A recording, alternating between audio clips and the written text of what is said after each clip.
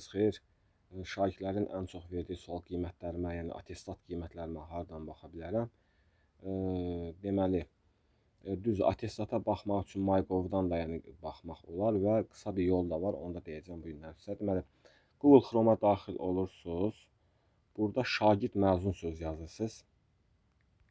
Şagird məzun. Deməli, şagird məzun söz yazandan sonra belə bir səhifə açılır və bu səhifədən gəlirsiniz aşağı düşürsünüz. İkiyə də var. Başda da var, ora daxil olmuş. Aşağıda bənövşəyi rəngdə yazılmış. Baxın, bu şagird məzununa yaxınlaşdırdım. Bunun üzərinə basırsınız. Buraya daxil olursunuz, bura tıklayaraq. Sonra belə bir səhifə açılır. Burada isə solda yuxarıdakı buraxılış vəsiqəsi sözü var. Onun üzərinə basırsınız. Ondan sonra burada yuxarıda qırmızı buradan sözü var.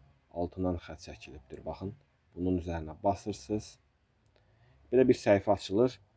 Burada da siz, deməli, birinci xanaya şəxsiyyət vəsiqəsinin nömrəsini, indi çox uşaqlarda yeni şəxsiyyət vəsiqəsidir, yəni bütün hərfləri də, yəni 9 rəqəmli simvolu.